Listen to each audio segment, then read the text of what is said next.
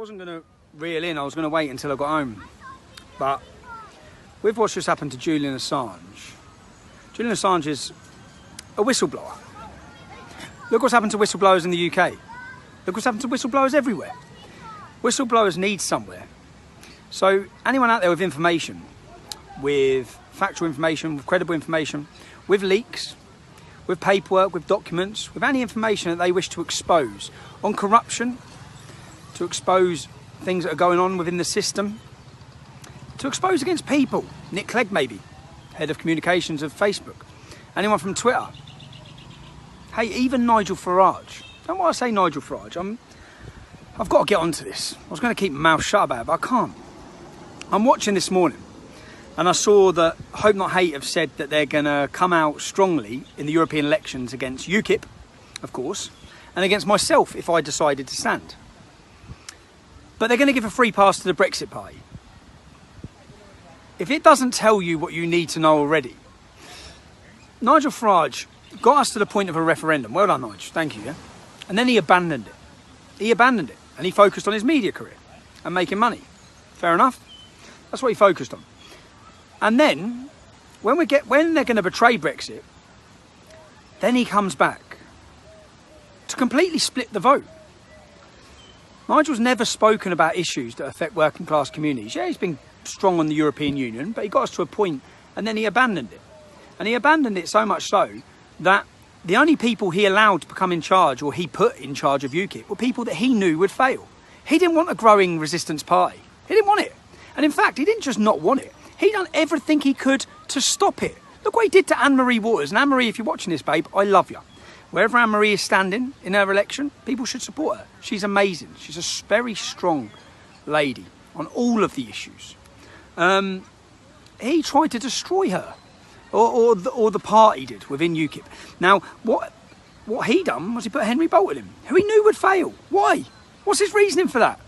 They didn't want a strong party. When you then see the opportunity with since Gerard Batten's leadership, I believe they've gone from 17,000 since they aligned, or since they currently started working with myself, and since Gerard started reaching out to I'd say the general working class and the public in this country, they went from 17,000 to 28,000. Then we have an emerging resistance party, a populist party growing. Nigel Farage comes back into politics, completely divide the vote and split the vote to tell you he represents you. Now, it's frustrating for me because it's clear evidence. Hope Not Hate are not working against him. They're not going to tackle Nigel Farage. They're going to tackle UKIP and myself. There's the evidence in yourself. Nigel is the establishment. Nigel is a city banker, a toff, who looks down upon his nose upon working class people like you. That's the reality. And I know that's hard to take, because it was hard for me to take, because I admired Nigel's fight. But then he exposed himself with his classism. And by watching who he put in charge of UKIP, it was very clear he wanted it to fail. And I thought he wanted it to fail because he wanted to be known as Nigel Farage. He was UKIP. Now he's not, because UKIP's continued to grow and fight under Gerard Batten's leadership. And then from that, sorry, there's a big peacock in front of me, yeah? I'll have a look here. So, he's decided to try and destroy UKIP.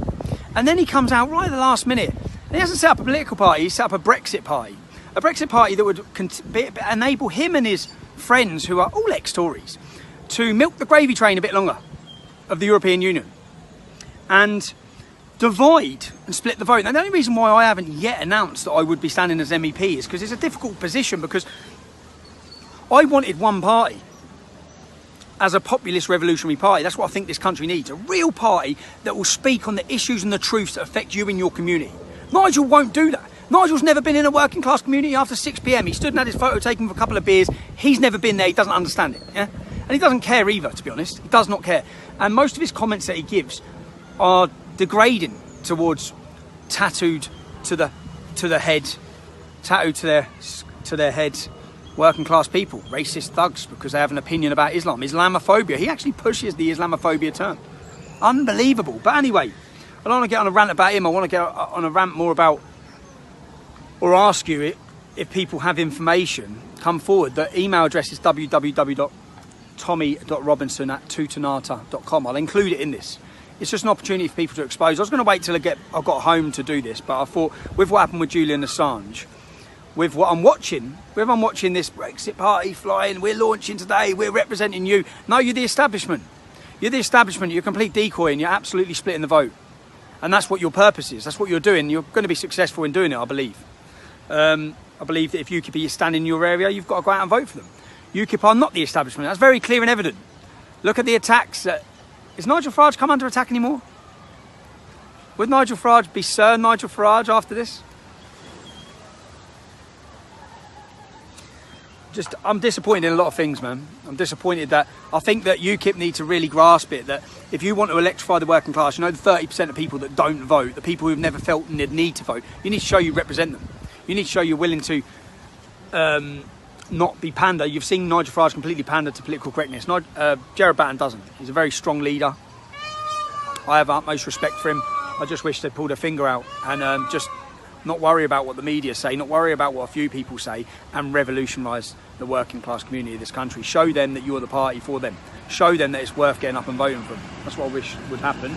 And I think that the only way you're going to do that, you're going to miss the opportunity. The only way you're going to do that is to have myself stand for you. That's I'm just saying how it is. That's how it is. Anyway, any information, any whistleblowers out there, give me the paperwork, give me the weapon, and I'll use it.